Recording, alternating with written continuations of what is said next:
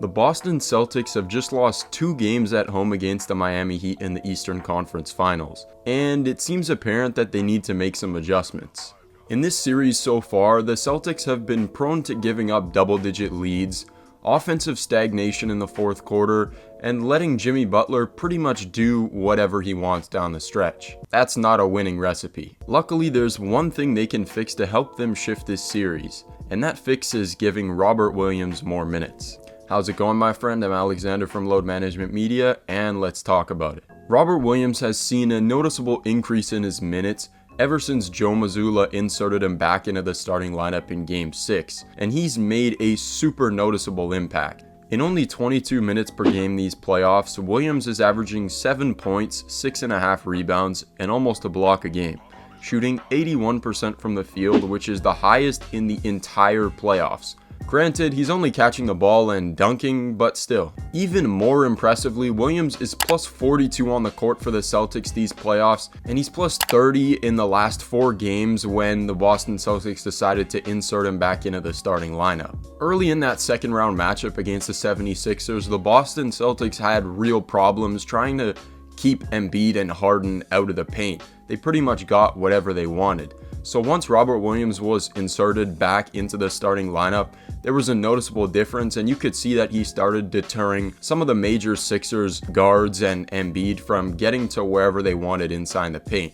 And I think ultimately that change is what helped tip the series in the Celtics' favor. And it makes sense why this is the case. Robert Williams is one of the best rim protectors in the entire NBA, and if you're a guard and you get switched on him, I'd probably call it a day. I remember last series in the finals, he was switching on a Steph Curry, and even he was having some problems. And while he's unbelievable defensively for the Celtics, offensively the Time Lord helps them out in a huge way as well. When a lot of the Celtics players love to shoot threes and stay on the perimeter like Tatum, Brogdon, or Derek White, Robert Williams adds a different kind of dimension because he just loves to get into the paint and throw down lobs, and that's his best skill set offensively. He just assaults the rim pretty much. On top of his violent attack every time he gets to the rim, he sets fantastic screens for Jason Tatum and Jaylen Brown to open up the rest of their offense. We saw last game against Miami in Game 2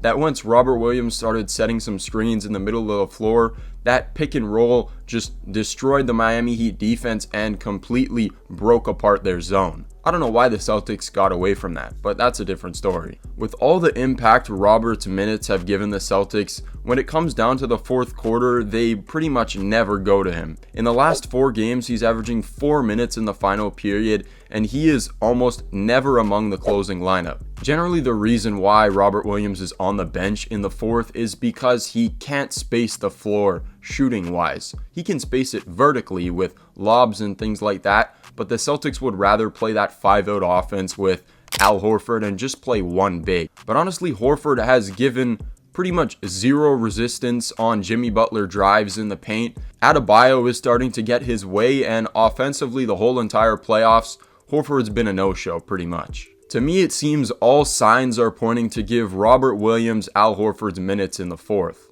or at least give him a shot in more closing lineups. Although Williams can't space the floor with his shooting, he provides legitimate offense with his pick and roll finishing ability, and his picks can help open up the game for guys like Jaylen Brown and Jason Tatum, who have really struggled in the fourth quarter to try and get their offense going when the Celtics really need them the most. And defensively, he will surely provide some help to Jimmy Butler drives when he's just been able to go one-on-one and get to wherever he wants in the paint.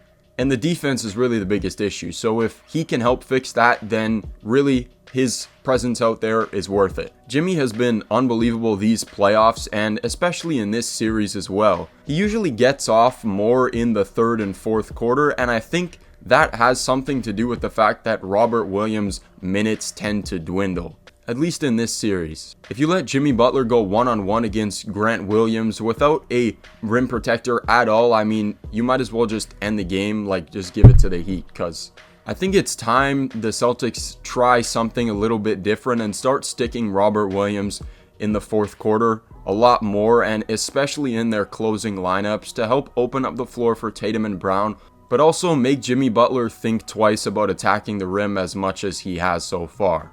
And I think this could be the difference that could help the Boston Celtics tie this series back up. Thank you for watching. I hope you enjoyed. If you want to see some more unique content talking about everything there is in the NBA world going on, then this is the place for you. I'll be putting out at least 2 videos a week, so if that interests you, consider hitting a like and a sub. And as always, stay rested. See you in the next one.